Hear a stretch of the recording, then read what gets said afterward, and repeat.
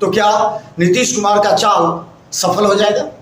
देखिए, नीतीश कुमार ने काफी सोची समझी राजनीति। कहा जाता है कि नीतीश कुमार बिहार में 15 वर्षों से ऐसे शासन नहीं कर रहे हैं। उनका एक पूरी तरह सुनियोजित एक रणनीति है, इसके तहत वो काम कर रहे हैं। और इस रणनीति में कहीं ना कहीं लालू प्रसाद यादव के आगमन के बाद मजबूती प्रदान हुई है।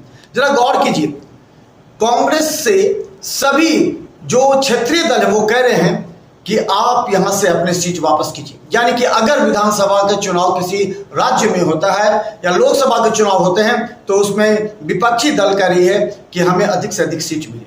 जरा गौर कीजिए, अगर क्षेत्रीय दलों को अधिक से अधिक लोकसभा की सीट दी जाएगी या विधानसभा में दी जाएगी तो फिर राहुल गांधी और कांग्रेस का अस्तित्व क्या रहेगा?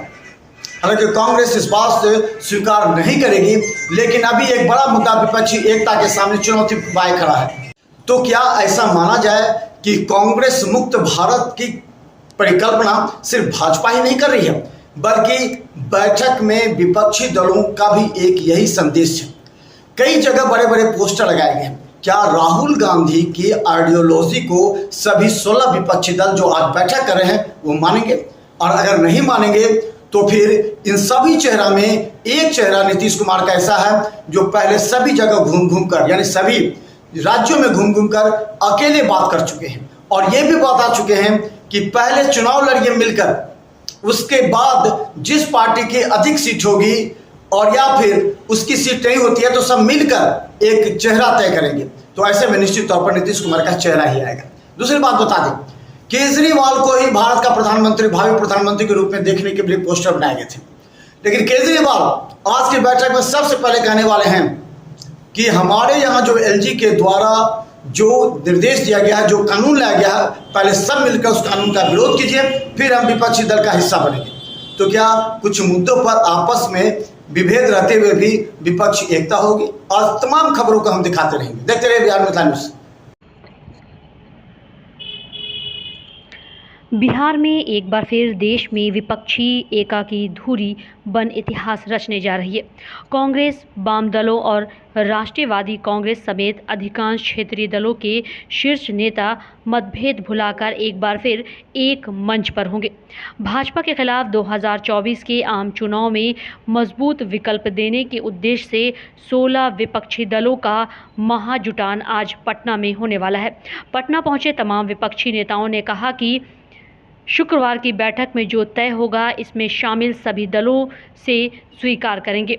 आपको बता दें कि यह बैठक 5 घंटे तक चलने के आसार हैं। जानकारी के मुताबिक बैठक राउंड टेबल स्वरूप में होगी। विपक्षी एका के सूत्रधार बिहार के मुख्यमंत्री नीतीश कुमार इसका संचालन करेंगे। सबसे पहले अपने संबोधन में वह देश की मौजूदा राजनीतिक स्थिति, विपक्षी एकता की आवश्यकता बताएंगे। इसके बाद बारी बारी से कांग्रेस अध्यक्ष राहुल गांधी समेत विपक्षी नेता अपनी अपनी बातें रखेंगे। बैठक में राहुल गांधी के अलावा कांग्रेस पार्टी के राष्ट्रीय अध्यक्ष मल्लिकार्जुन खड़गे, दिल्ली के मुख्यमंत्री अरविंद केजरीवाल, पंजाब के सीएम भगवंत मान, बंगाल की मुख्यमंत्री ममता बनर्जी, तमिलनाडु के मुख्यमंत्री एम.के. स्टालिन, जम्मू कश्मीर के पूर्व सीएम फारूक अब्दुल्ला, उत्तर प्रदेश के पूर्व सीएम अखिलेश यादव, बिहार के डिप्टी सीएम तेजस्वी यादव पर है।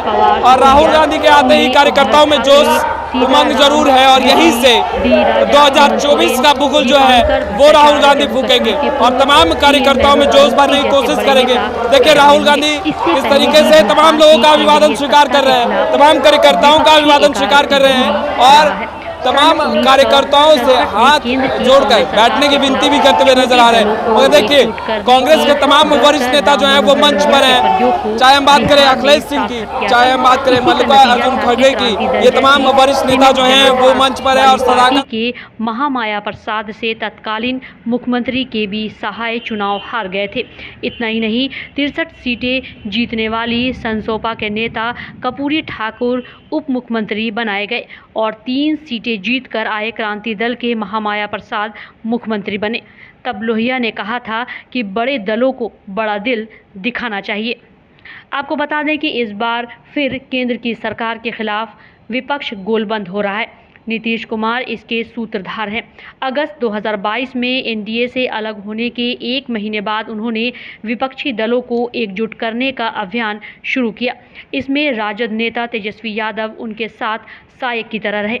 नीतीश कुमार ने कांग्रेस नेता राहुल गांधी से मुलाकात से इस अभियान की शुरुआत की।